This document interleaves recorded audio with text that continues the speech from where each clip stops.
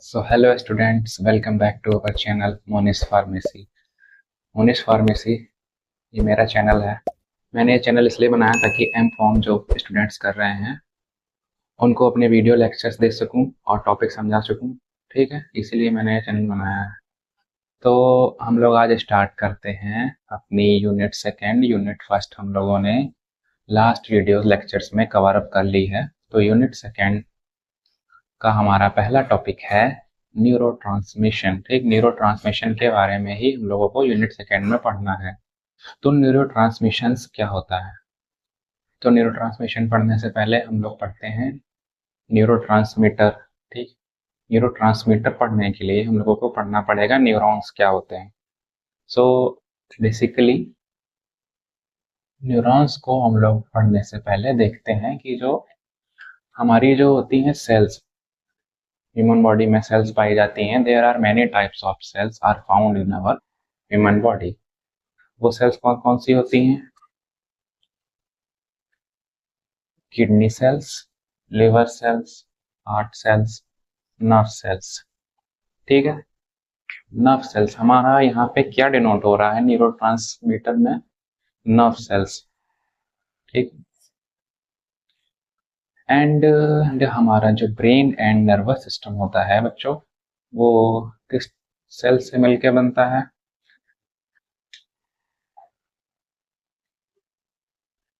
यहाँ पे देख लेते हैं। Our brain and nerve system, that is called a nervous system, are made up of two cells। जो हमारा ब्रेन और नर्वस सिस्टम है वो टू सेल्स से मिलके बनता है। वो टू सेल्स का नाम क्या है बच्चों? आप लोगों को पता हो तो कमेंट में जरूर बताएं। उन टू सेल्स का नाम है nerve cells and glia cells. क्या नाम है बच्चों? Nerve cells, nerve sales. आप लोगों को क्लियर विजुअल हो रहा है? Nerve cells and glia cells. ठीक है, तो हम लोगों ने यहाँ पे क्या देखा? जो हमारी बॉडी है वो सेल्स कंसिस्ट करती है। सेल्स क्या है? Cells are smallest unit of life. ठीक है, सेल्स जैसे कि kidney cells, liver cells, heart cells, nerve cells. ठीक, यहाँ पे क्या देखा हम लोगों ने? जो हमारा ब्रेन होता है और जो नर्वस सिस्टम होता है वो टू टाइप्स ऑफ सेल्स से बना होता है। First one is nerve cells and second one is glia cell. जो हमारा न्यूरॉन्स होता है, नर्वस सिस्टम होता है, नर्वस सिस्टम में ग्लिया सेल्स जो हैं 10% हाइयर अमाउंट में पाई जाती हैं as compare to the nerve cells. तो हम लोग यहाँ पे देख लेते हैं in nervous system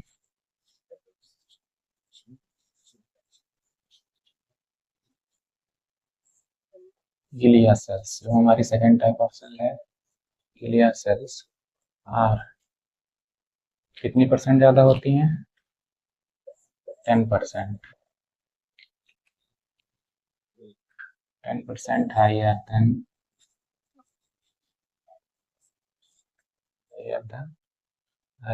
nerve cells।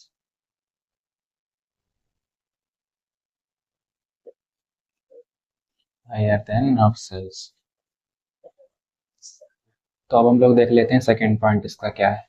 Second point में हमारा क्या होता है mention? Neurons are the key player in the brain. जो हमारे न्यूरॉन्स होते हैं वो हमारे ब्रेन की प्लेयर होते हैं। बिकॉज क्योंकि जो न्यूरॉन्स है वो सिग्नल रिसीव करता है या सेंड करता है हमारे बॉडी पार्ट्स को रिसीव करता है या सेंड करता है।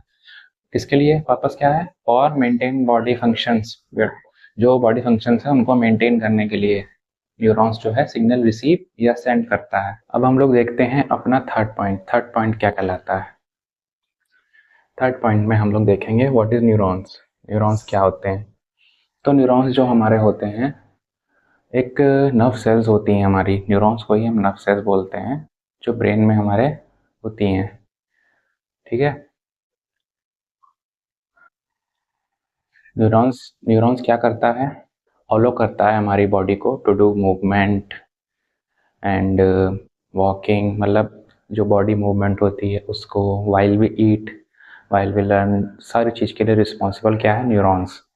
न्यूरॉन्स एक क्या है? Chemical messengers. केमिकल मैसेंजर्स जो होते हैं अमीनो एसिड से बने हुए, उनको हम बोलते हैं। तो एक इंटरेस्टिंग फैक्ट मैं आप लोगों को बताता हूँ ह्यूमन ब्रेन के बारे में। जो हमारा ह्यूमन ब्रेन्स होता है, ह्यूमन ब्रेन्स में आप लोगों को पता है कितने न्यूरॉन्स पाए जाते हैं? It's about 86 billion neurons. 86 billion neurons पाए जाते हैं हमारे ह्यूमन ब्रेन में। एंड उसके कनेक्शन कितने हैं? Hundred of trillions. Means 86 billion तो न्यूरॉन है, लेकिन उसका जो कनेक्शन है वो कितना है?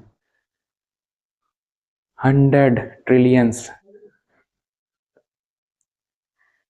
और न्यूरॉन्स का जो उसकी यूनिट है, मतलब कि वो उसकी लेंथ कितनी होती है? 4 to 100 meters in diameters. How long is neuron? Neurons कितना लंबा होता है, मतलब स्पेसिफिक यूनिट्स की यहाँ पे दी गई है। बाकी तो न्यूरॉन्स के स्ट्रक्चर पे वो बेस होता है कि वो कितना बड़ा है कितना नहीं है। अब हम लोग देखेंगे कि न्यूरॉन्स के फंक्शंस क्या हैं। फर्दर हम लोग देखते हैं यहाँ पे। एंड हाँ, न्यूरॉन्स को हम लोग फंडामेंटल यूनिट्स ऑफ ब्रेन भी बोल सकते हैं। इसके फंक्शंस क्या हैं? Transmit signals through out the body. Neurons जो है वो सिग्नल ट्रांसमिट करता है हमारे ब्रेन से लेके पूरी बॉडी तक। जैसे कि कोई भी हमको सेंसेशन होता है जब कोई टच करता है या कोई पिंच करता है या कोई इंजरी वगैरह है, कोई भी अगर हल्का सा पिन भी मारें तो भी हम लोग को तुरंत पता चल जाता है। ये किस पे डिपेंड करता है? न्यूरॉन्स की स्पीड पे, कि न्यूरॉन्स कितनी स्पीड से हमारे मैसेज में गया। ठीक, तो ये मैसेज कौन रिसीव करता है? ये हमारे मैसेज जो हैं डेंड्राइट्स रिसीव करते हैं। डेंड्राइट्स कहाँ पाए जाते हैं? हमारे न्यूरॉन्स के स्ट्रक्चर में। एक्सॉन, डेंड्राइट्स, ये सब अभी हम लोग आगे देखते हैं, जब न्यूरॉन्स का स्ट्रक्चर पढ़ेंगे उसमें हम लोग समझेंगे। तो अब हम लोग देखेंगे कि एक्सॉन अगर डिस्फंक्शन होता है एक्सॉन का या डेंड्राइट्स का, तो क्या चेंजेस होते हैं हमारी बॉडी में। अगर हमारे एक्सॉन का डिस्फंक्शन होता है न्यूरॉन्स में, तो हम लोग देखेंगे एक्सॉन या डेंड्राइट्स में अगर डिस्फंक्शन होता है किसी भी ह्यूमन में, तो डिस्फंक्शन क्या कॉज करता है।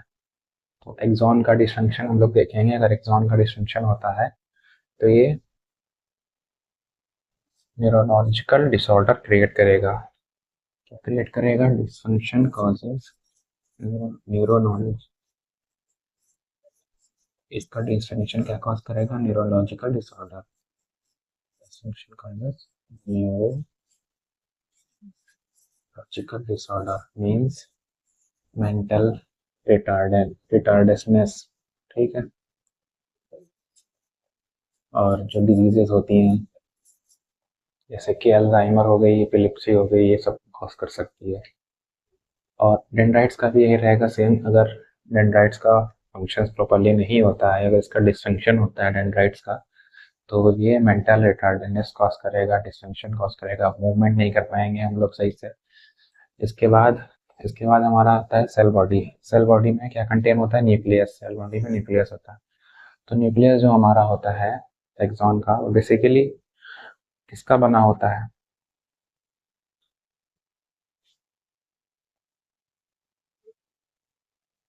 तो यहाँ पे आता है सेल बॉडी। सेल बॉडी में हमारा न्यूक्लियस होता है। न्यूक्लियस जो होता है न्यूरॉन्स का, वो स्फेरिकल होता है। और जो उसका साइज है न्यूक्लियस का, वो डिपेंड करता है किसी भी न्यूरॉन्स के स्ट्रक्चर के साइज के ऊपर। तो नॉर्मली इसकी रेंज जो होती है 3 to 18 माइक्रो नैनोमीटर्स होती है। एक माइक्रोमीटर्स, 3 to 18 माइक्रोमीटर्स इसकी होती है। उसके बाद हमारा फोर्थ यहाँ पे है, प्रेजेंट है ग्लियल से स्कैवन सेल्स। स्कैवन सेल्स जो होती हैं उसको हम गिलियल सेल्स भी बोल सकते हैं। गिलियल सेल्स हमारी कहाँ फाउंड पाई जाती हैं? गिलियल सेल्स हमारी पाई जाती हैं पीएनएस में। PNS means peripheral nervous system. तो गिलियल सेल्स हमारी क्या करती हैं जाके, ये गिलियल सेल हैं, ये एक्सॉन के ऊपर एक शीट बना देती हैं, एक फैटी लेयर की शीट बना देती हैं। इसको हम लोग बोलते हैं माइलिन शीट। ठीक, ये हमारी माइलिन शीट है। जो ब्लू ब्लू आपको दिख रही है ये पूरी माइलिन शीट है, और इसके अंदर जो होता है हमारा, इसके अंदर ही एक्सॉन होता है। तो माइलिन शीट क्या करती है, ये फैटी लेयर की बनी होती है। ये insulate and protect nerve cell, ये इंसुलेट और नर्व सेल को प्रोटेक्ट करती है, हमारी जो नर्व सेल्स होती हैं एक्सॉन में। एंड इनका एक और फंक्शंस है माइलिन शीट का, ये इलेक्ट्रिकल जो सिग्नल्स होते हैं उनको सही से भेजने में भी हेल्प करती हैं। और फिर इसके बाद हम लोग देखेंगे ये साइनेप्टिक क्लेफ्ट। ये क्या है साइनेप्टिक क्लेफ्ट, जितना भी ट्रांसमिशन होता है, न्यूरो ट्रांसमिशन, जितना भी कम्युनिकेशन होता है वो साइनेप्टिक क्लेफ्ट में ही अकर होता है। अगर इसको हम जूम करके देखते हैं, जूम करके अगर हम लोग देखेंगे तो आप, अभी मैं इसके आगे बड़ा स्ट्रक्चर बना के आप लोग समझाऊंगा। यहाँ पे जो इसकी इंड ऑफ वेसिकल्स होती हैं, यहाँ पे वेसिकल्स प्रेजेंट रहती है। वेसिकल्स के अंदर हमारे पाए जाते हैं न्यूरो ट्रांसमीटर। वेसिकल के अंदर पाए जाते हैं हमारे neuro transmitter. Neuro transmitter before neuro transmitter, यहाँ पे न्यूरो ट्रांसमीटर पाए जाते हैं। न्यूरो ट्रांसमीटर्स क्या होते हैं, अमीनो एसिड, प्रोटीन्स। एंड यहाँ पे एक पॉइंट मिस कर दिया मैंने, न्यूक्लियस में। जो न्यूक्लियस होता है वो कंट्रोल करता है हमारा प्रोडक्शन ऑफ प्रोटीन के, मतलब कि जो प्रोटीन्स होती हैं न्यूक्लियस में प्रेजेंट, उसकी प्रोडक्शन को कंट्रोल कर सकता है हमारा न्यूक्लियस। तो सारे पार्ट्स आपको समझ में आ गए होंगे अच्छे से, और उनका फंक्शन भी समझ में आ गया होगा। अगर ना समझ में आया तो आप मुझे कमेंट में करके पूछ सकते हैं क्वेश्चन। जहाँ कहीं भी कोई भी स्टेप अगर आपकी मिस हुई हो तो आप पूछ सकते हैं। अब इसके बाद हम लोग देखेंगे कि यहाँ पे इसका ट्रांसमिशन होता कैसे है, ट्रांसमिशन कैसे प्रोसेस पूरी स्टार्ट कैसे होती है। तो जो न्यूरो ट्रांसमिशन प्रोसेस होती है वो हमारी स्टार्ट हो जाती है न्यूरोजेनेसिस। न्यूरोजेनेसिस क्या है, न्यूरोजेनेसिस जो है जब प्रेगनेंसी जो होती है वुमेन्स में, उनमें जो जब चाइल्ड की बर्थ हो रही होती है, तो एक प्रेगनेंसी के 10 to 25th एंड वीक में जो न्यूरोजेनेसिस प्रोसेस होती है वो कैसे होती है, जो फीटस होता है उसमें एम्ब्रायो की स्टेम सेल्स होती हैं, वो केमिकल मैसेज को रिसीव करती हैं। केमिकल मैसेज हमारे जो केमिकल मैसेंजर जो न्यूरॉन्स को ही डिनोट कर रहा है यहाँ पे, केमिकल मैसेज को कहाँ से रिसीव करती है, जो हमारा ब्रेन का प्राइमरी फंक्शंस होता है वहाँ से हमारे मैसेज रिसीव करती हैं। फिर आफ्टर द चाइल्ड बर्थ हो जाने के बाद में हमारी जो ब्रेन का हिप्पोकैम्पस रीजन होता है, हिप्पोकैम्पस में न्यूरॉन्स की डेवलपमेंट होती रहती है। न्यूरॉन्स की डेवलपमेंट कैसे होती है, by division of the cell. Means cell जैसे सेल डिवाइड करती रहती है, जैसे कि यहाँ पे देख लेते हैं वन सेल, ठीक, ये डिवीजन हुआ, सेल डिवीजन हुआ, यहाँ पे 2 सेल्स बन गई। इसी तरीके से हमारे न्यूरॉन्स की फॉर्मेशन रहती है बर्थ हो जाने के बाद में चाइल्ड के ब्रेन के हिप्पोकैम्पस रीजन में। तो आई होप यहाँ तक आप लोगों को समझ में आ गया होगा। अब हम लोग आगे वाली वीडियो में हम लोग देखते हैं कि जो होल कम्युनिकेशंस होता है न्यूरोट्रांसमिशन का वो कैसे होता है। तो यहाँ पर मैं बता चुका हूँ साइनेप्टिक लेफ्ट में होता है, बाकी हम लोग आगे वीडियो में कंटिन्यू करते हैं। तो हमारे न्यूरल साइनेप्स के 3 पार्ट्स होते हैं। एक होता है हमारा प्री साइनेप्टिक एक्सॉन टर्मिनल्स, और दूसरा होता है हमारा ये साइनेप्टिक क्लेफ्ट, तीसरा हो गया हमारा post synaptic dendrites. Pre synaptic axon terminals में हमारे क्या होते हैं, सिग्नल्स, जो हमारा सिग्नल सेंड करता है वो, जो एक न्यूरॉन्स जो है हमारा दूसरे न्यूरॉन्स को सिग्नल सेंड करता है। मीन्स जो न्यूरॉन्स सेंड कर रहा है सिग्नल दूसरे न्यूरॉन्स को, वो हमारा कहलाता है प्री साइनेप्टिक एक्सॉन टर्मिनल्स। ठीक, अब यहाँ पे सिग्नल्स कौन से होंगे, इलेक्ट्रिकल सिग्नल्स। यहाँ पे इलेक्ट्रिकल सिग्नल्स होते हैं हमारे, जो सेंड हो जाने के बाद में यहाँ पे बन जाते हैं केमिकल सिग्नल्स। दूसरे न्यूरॉन्स में जब रिलीज हो जाने के बाद, जब वो रिसेप्टर पे अटैच हो जाते हैं, तब वो बन जाते हैं केमिकल सिग्नल्स। तो यहाँ पे हम लोग देख लेते हैं कि न्यूरोट्रांसमीटर्स हमारे रिसेप्टर्स पे, दूसरे न्यूरॉन्स के रिसेप्टर्स पे कैसे अटैच होते हैं जाके। तो यहाँ पे एक्सोसाइटोसिस प्रोसेस होती है। एक्सोसाइटोसिस प्रोसेस होने के बाद में हमारा एक्शन पोटेंशियल जनरेट हो जाता है। तो due to the action potential generate, हमारे जो न्यूरोट्रांसमीटर्स हैं वो वेसिकल से रिलीज हो जाते हैं, बाहर आ जाते हैं। और फिर उसके बाद यहाँ पे जो ये साइनेप्टिक क्लेफ्ट में जितना भी स्पेस रहता है, ये वही जगह है जहाँ पे हमारे इलेक्ट्रिकल सिग्नल कन्वर्ट हो जाते हैं केमिकल सिग्नल में। ये वही है जगह, साइनेप्टिक क्लेफ्ट जिसको हम बोलते हैं। यहाँ से हमारा न्यूरोट्रांसमीटर वेसिकल से रिलीज हुआ, फिर यहाँ पे उसके इलेक्ट्रिकल सिग्नल जो हैं केमिकल सिग्नल्स में कन्वर्ट हो गए, मीन्स हार्मोन्स हमारे, फिर वो हमारे यहाँ पे आयन चैनल पे जाके रिसेप्टर पे जाके अटैच हो गए। कैसे रिलीज हुआ? एक्सोसाइटोसिस हुई, एक्शन पोटेंशियल जनरेट हुआ, वेसिकल से बाहर आया न्यूरोट्रांसमीटर्स, और फिर दूसरे न्यूरॉन्स में डेंड्राइट्स में जाके जो रिसेप्टर्स होते हैं वहाँ पे जाके अटैच हो गया। एंड देन इसके बाद फर्दर प्रोसेस हमारी क्या होती है,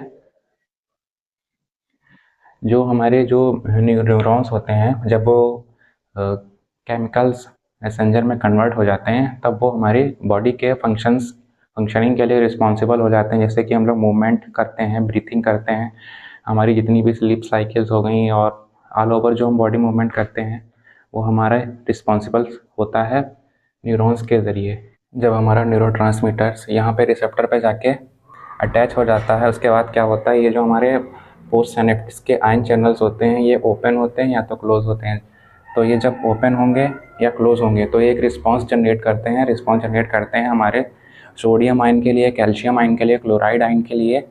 उनकी परमेबिलिटी को चेंज कर देते हैं। उनकी परमेबिलिटी कैसे चेंज होती है? क्योंकि हमारी जो पोस्ट सिनेप्टिक डेंड्राइट्स है यहाँ पे हो जाता है हमारा डीपोलराइजेशन। यहाँ पे डीपोलराइजेशन अकर हो जाता है। डीपोलराइजेशन में क्या होता है, डीपोलराइजेशन की वजह से हमारा जो है जो इलेक्ट्रिकल जो केमिकल सिग्नल्स यहाँ पे आके बना हुआ है वो अच्छे से फर्दर आगे स्पीड अप हो पाए, अच्छे से ट्रांसमिट हो पाए। इस वजह से डीपोलराइजेशन स्टेट की वजह से ये हो जाता है।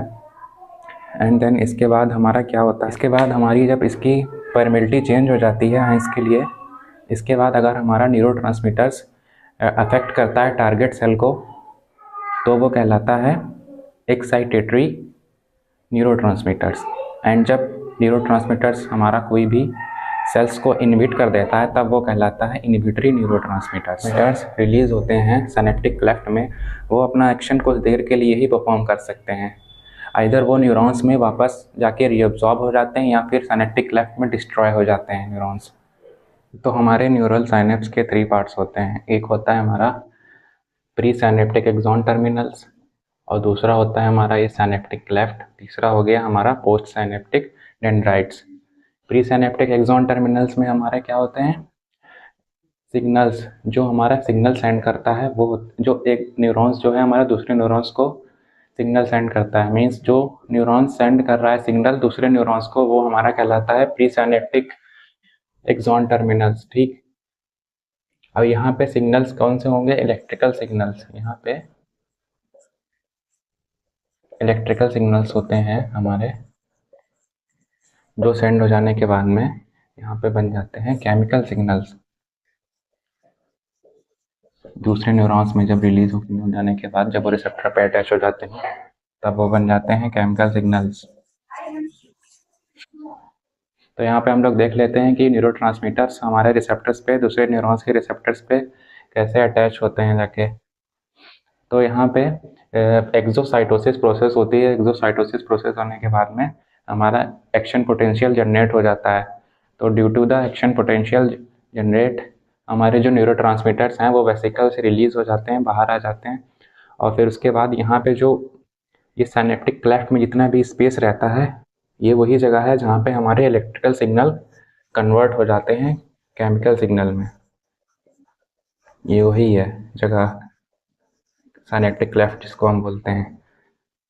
यहाँ से हमारा न्यूरोट्रांसमीटर वेसिकल से रिलीज हुआ, फिर यहाँ पे उसके इलेक्ट्रिकल सिग्नल जो हैं केमिकल सिग्नल्स में कन्वर्ट हो गए, मीन्स हार्मोन्स हमारे, फिर वो हमारे यहाँ पे आयन चैनल पे जाके रिसेप्टर पे जाके अटैच हो गए।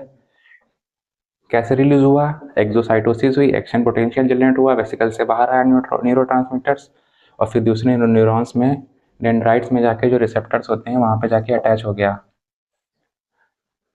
एंड देन इसके बाद फर्दर प्रोसेस हमारी क्या होती है, जो हमारे जो न्यूरॉन्स होते हैं जब वो केमिकल्स मैसेंजर में कन्वर्ट हो जाते हैं तब वो हमारी बॉडी के फंक्शनिंग के लिए रिस्पॉन्सिबल हो जाते हैं। जैसे कि हम लोग मूवमेंट करते हैं, ब्रीथिंग करते हैं, हमारी जितनी भी स्लीप साइकिल्स हो गई और ऑल ओवर जो हम बॉडी मूवमेंट करते हैं वो हमारा रिस्पॉन्सिबल होता है न्यूरॉन्स के ज़रिए। जब हमारा न्यूरोट्रांसमीटर्स यहाँ पे रिसेप्टर पे जाके अटैच हो जाता है, उसके बाद क्या होता है, ये जो हमारे पोस्ट सिनेप्टिक्स के आयन चैनल्स होते हैं ये ओपन होते हैं या तो क्लोज होते हैं। तो ये जब ओपन होंगे या क्लोज होंगे तो ये एक रिस्पांस जनरेट करते हैं। रिस्पांस जनरेट करते हैं हमारे सोडियम आयन के लिए, कैल्शियम आयन के लिए, क्लोराइड आयन के लिए। उनकी परमेबिलिटी को चेंज कर देते हैं। उनकी परमेबिलिटी कैसे चेंज होती है, क्योंकि हमारी जो पोस्ट सिनेप्टिक डेंड्राइट्स है यहाँ पे हो जाता है हमारा डीपोलराइजेशन। यहाँ पे डीपोलराइजेशन अकर हो जाता है। डीपोलराइजेशन में क्या होता है, डीपोलराइजेशन की वजह से हमारा जो है जो इलेक्ट्रिकल जो केमिकल सिग्नल्स यहाँ पे आके बना हुआ है वो अच्छे से फर्दर आगे स्पीड अप हो पाए, अच्छे से ट्रांसमिट हो पाए। इस वजह से डीपोलराइजेशन स्टेट की वजह से ये हो जाता है। एंड देन इसके बाद हमारा क्या होता है, हमारी जब इसकी परमेबिलिटी चेंज हो जाती है आयंस के लिए, इसके बाद अगर हमारा न्यूरोट्रांसमीटर्स अफेक्ट करता है टारगेट सेल को तो वो कहलाता है एक्साइटेटरी न्यूरोट्रांसमीटर्स। एंड जब न्यूरोट्रांसमीटर्स हमारा कोई भी सेल्स को इनहिबिट कर देता है तब वो कहलाता है इनहिबिटरी न्यूरोट्रांसमीटर्स। हमारे न्यूरोट्रांसमीटर्स रिलीज होते हैं सिनेप्टिक क्लेफ्ट में। वो अपना एक्शन कुछ देर के लिए ही परफॉर्म कर सकते हैं। आइदर वो न्यूरॉन्स में वापस जाके रीअब्जॉर्ब हो जाते हैं या फिर सिनेप्टिक क्लेफ्ट में डिस्ट्रॉय हो जाते हैं न्यूरॉन्स। अब हम लोग उसकी फर्दर प्रोसेस आगे की समझते हैं, न्यूरॉन्स के स्ट्रक्चर्स के बारे में और उसकी फर्दर प्रोसेस जो कम्युनिकेशंस रहती है, न्यूरोट्रांसमिशंस जो अकर होता है वो कैसे होता है। तो लास्ट में हम लोग ने देखा था कि स्ट्रक्चर की न्यूरॉन्स के स्ट्रक्चर पे जो हमारी एक्सॉन टर्मिनल्स की जो एंड होती है, एक्सॉन टर्मिनल्स की जो एंड होती है, तो हमारा न्यूरॉन टू न्यूरॉन कम्युनिकेशंस कैसे होता है। जैसे कि यहाँ पे सपोज ये एक न्यूरॉन है और ये दूसरा न्यूरॉन्स है, तो इन दोनों का कम्युनिकेशंस कहाँ पे होता है। सो इन दोनों का कम्युनिकेशंस होता है सिनेप्टिक क्लेफ्ट में। सिनेप्टिक क्लेफ्ट क्या होती है, सिनेप्टिक क्लेफ्ट एक न्यूरॉन्स और दूसरे न्यूरॉन्स के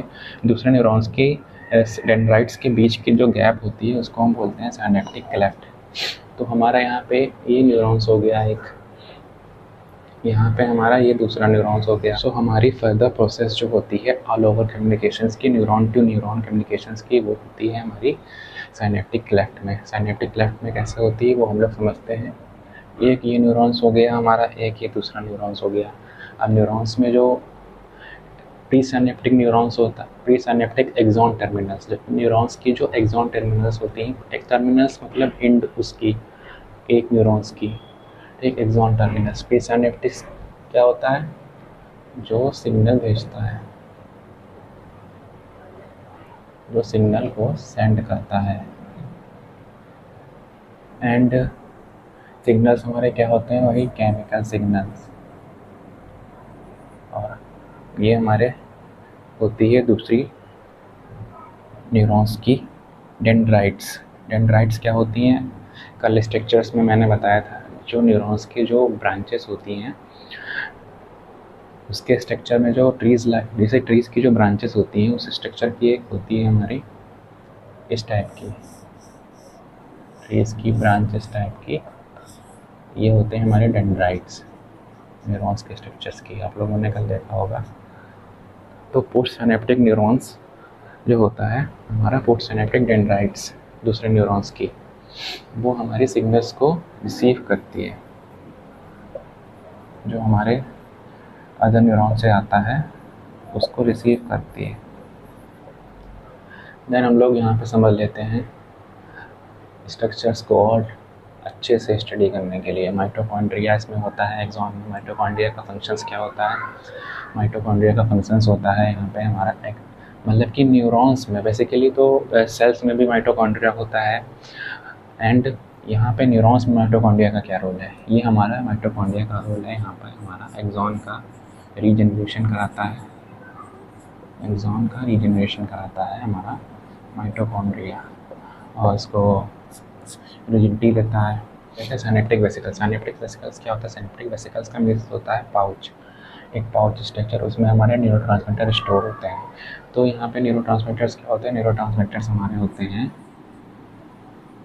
एमीन्स मॉलिक्यूल्स, जो हमारे एमीन मॉलिक्यूल्स होते हैं, ठीक, या तो हमारे हो गए अमीनो एसिड, या हमारे हो गए न्यूरोपेप्टाइड्स, न्यूरोपेप्टाइड्स। ये हमारे रिच प्रोटीन मॉलिक्यूल्स ही होते हैं, मेंस मॉलिक्यूल्स। ठीक, तो हमारा ये एक न्यूरॉन से दूसरा न्यूरॉन्स का कनेक्शंस कैसे इस्टेब्लिश होता है। ये न्यूरोमॉड्यूलेटर्स, हम लोगों ने न्यूरॉन्स के स्ट्रक्चर के बारे में स्टडी कर ली थी और उसके सारे पार्ट्स स्टेप बाय स्टेप समझ लिए थे। अब हम लोग पढ़ेंगे न्यूरोमॉड्यूलेटर्स। सो न्यूरोमॉड्यूलेटर्स हमारे क्या होते हैं? Neuromodulators are the chemical that neurons release and regulate to other neurons. मतलब कि न्यूरोमॉड्यूलेटर्स वो केमिकल हैं जो न्यूरॉन्स रिलीज करता है दूसरे न्यूरॉन्स को रेगुलेट करने के लिए। They do not transmit the nerve impulse, ये नर्व इम्पल्स को ट्रांसमिट नहीं करता है। और जो हमारे न्यूरॉन्स होते हैं वो नर्व इम्पल्स को ट्रांसमिट करते हैं, एक न्यूरॉन से दूसरे न्यूरॉन्स में सिग्नल भेजते हैं। यही डिफरेंस, मेन डिफरेंस यही है न्यूरॉन्स में और न्यूरोमॉड्यूलेटर्स में, कि न्यूरोमॉड्यूलेटर्स जो हमारे होते हैं वो इम्पल्स को, नर्व इम्पल्स को ट्रांसमिट नहीं करते हैं।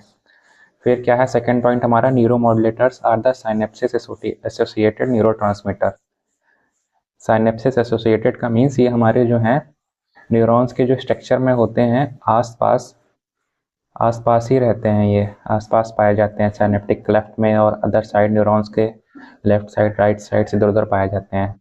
फिर थर्ड पॉइंट हमारा क्या है? Neuromodulators are reabsorbed into the neurons और it can be destroyed by the enzymes. जो न्यूरोमॉड्यूलेटर्स होते हैं वो साइनेप्टिक क्लेफ्ट में ज़्यादा देर तक नहीं रुकते हैं, या तो ये रीअब्सॉर्ब हो जाते हैं वापस न्यूरॉन्स में जाके, या फिर ये डिस्ट्रॉय हो जाते हैं by the help of enzymes. Fourth point भी हमारा यही कह रहा है कि they can not exist in synaptic cleft for more times, ये ज़्यादा देर तक हमारे साइनेप्टिक क्लेफ्ट में ये नहीं टिक पाते हैं। फिफ्थ पॉइंट में हमारा है they modulate the activity of the various neurons inside the brains. ये हमारी न्यूरॉन्स की एक्टिविटी को मॉड्यूलेट कर देता है, स्टिमुलेट कर देता है, बढ़ा देता है। और ये न्यूरोमॉड्यूलेटर्स जो होते हैं ये ब्लड से शुगर को इनटेक करते हैं और न्यूरॉन्स की एनर्जी के लिए रिस्पॉन्सिबल करते हैं। मतलब जो न्यूरॉन्स के एज अ फ्यूल इस्तेमाल होती है शुगर हमारी। जो हमारा नर्वस सिस्टम है ह्यूमन का, in human nervous system there are over 100 transmitters are found, 100 plus neurotransmitters are found. उसके एग्जाम्पल हम लोग देख लेते हैं। सबसे पहला एग्जाम्पल है सब्सटेंस पी। सब्सटेंस पी हमारा एक न्यूरोमॉड्यूलेटर्स है। इसका रिस्पॉन्स क्या है? ये क्या कराता है? हमको पेन सेंसेशन कराता है।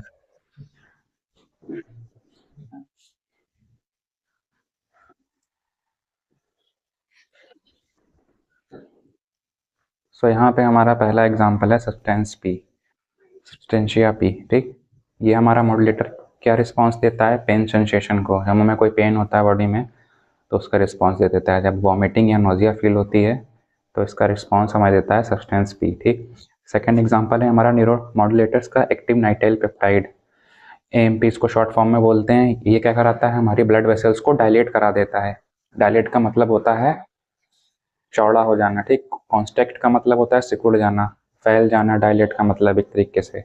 फिर हमारा तीसरा एग्जाम्पल है गैस्ट्रिन। गैस्ट्रिन क्या है? Fullness of food in stomach. Gastrin जो है, जब हम लोग खाना खा लेते हैं उसके बाद हमारा पेट फुल हो जाता है, तो जो गैस्ट्रिन होता है एंजाइम्स न्यूरोमॉड्यूलेटर्स, ये जो है हमको सेंसेशन देता है ब्रेन में कि हमारा पेट अब फुल हो गया है, हमको मैसेज सेंड कर देता है।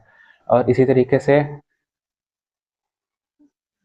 सीसीके, सीसीके हमारा न्यूरोमॉड्यूलेटर से क्या करता है? ये ग्लाल ब्लैडर को कॉन्स्ट्रिक्ट करा देता है।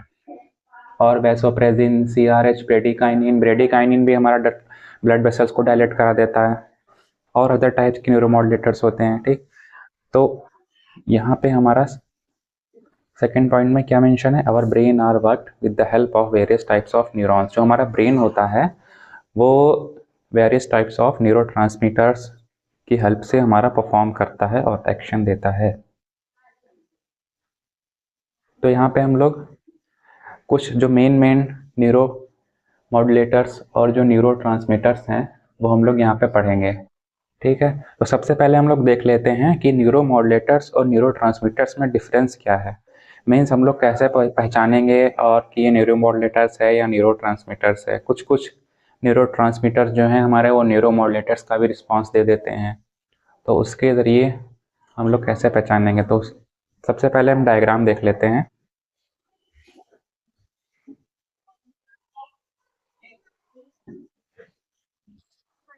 तो सबसे पहले हम लोग डायग्राम देख लेते हैं।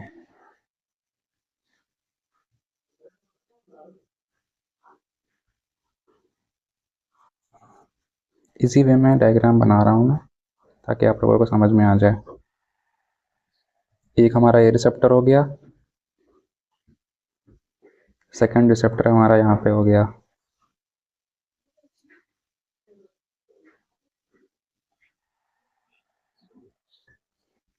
अब ये हम लोग कब पता कर पाएंगे कि ये न्यूरोट्रांसमीटर्स है या न्यूरोमॉड्यूलेटर्स है? यहाँ पे हम लोग देख लेते हैं शॉर्ट फॉर्म में एक स्ट्रक्चर न्यूरॉन्स का।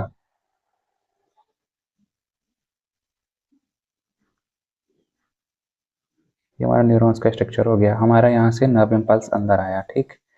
ये हमारा क्या है यहाँ पे?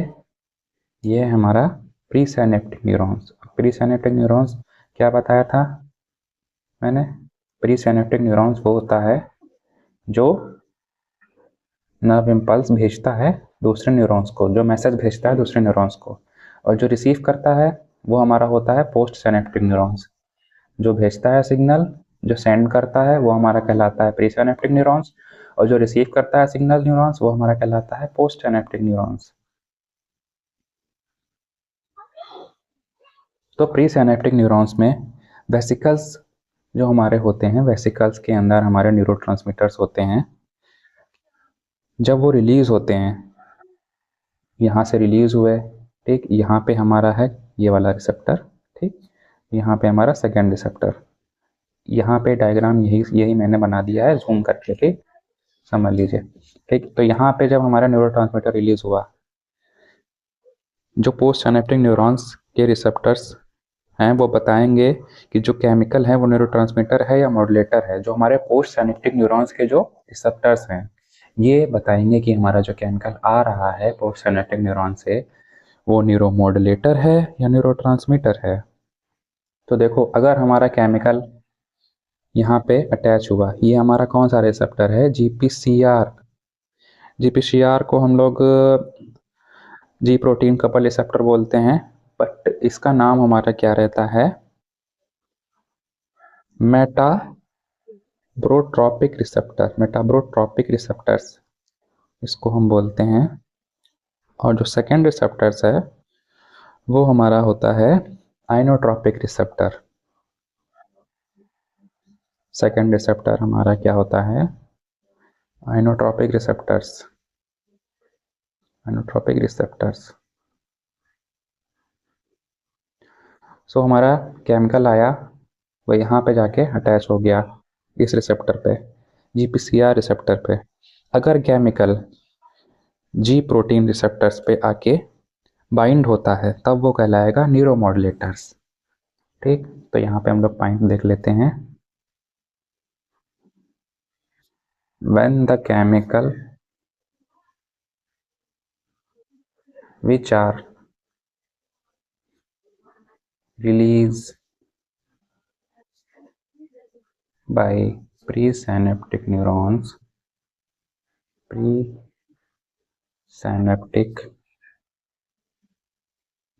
neurons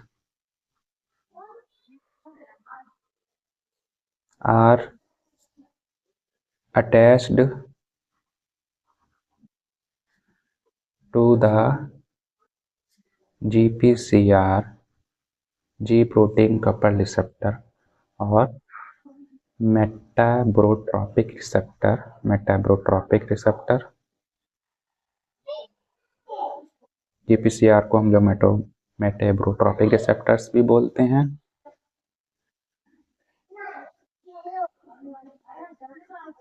इन पोस्ट सिनेप्टिक न्यूरॉन्स, क्योंकि हमारे जो रिसेप्टर्स होते हैं वो पोस्ट सिनेप्टिक न्यूरॉन्स में ही होते हैं। Then it is called neuro modulator.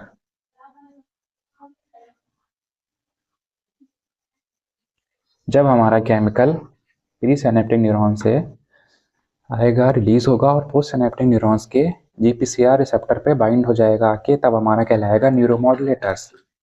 और अगर हमारा केमिकल आके यहाँ पे बाइंड होता है आइनोट्रोपिक रिसेप्टर पे, तब हमारा कहलाएगा न्यूरोट्रांसमीटर। समझ में आ गया आप लोगों को न्यूरोमॉड्यूलेटर्स में और न्यूरोट्रांसमीटर्स में क्या डिफरेंस है। व्हेन, सेम यही पॉइंट रहेगा, when the chemical which released by presynaptic neurons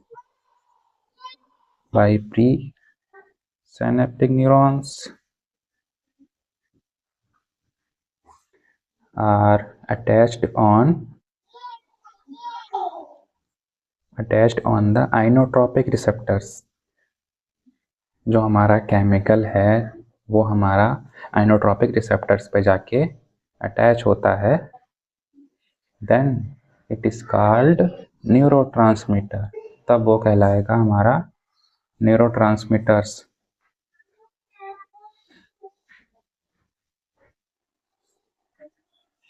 यहाँ तक आप लोगों को समझ में आ गया।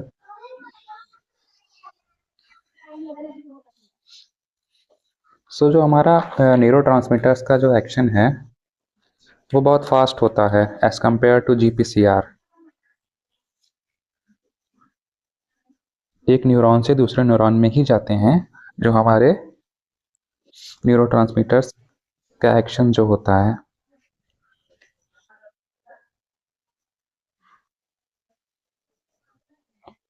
और जो न्यूरोमॉड्यूलेटर्स का एक्शन होता है वो लॉन्ग टाइम के लिए होता है, उसका लाइफ स्पान जो होता है वो हाई होता है।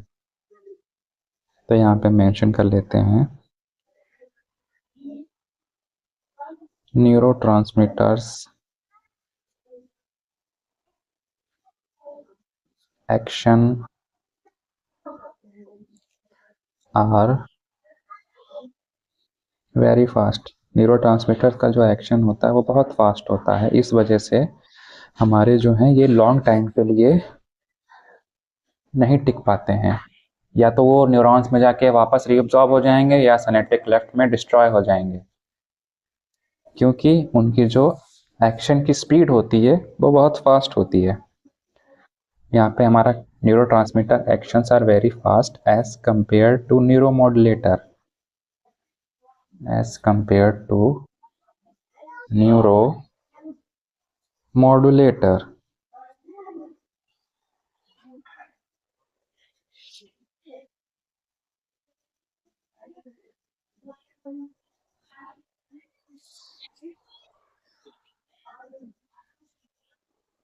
फिर हमारा क्या है, जो हमारे न्यूरोमॉड्यूलेटर्स होते हैं वो वेरियस ग्रुप्स में काम करते हैं।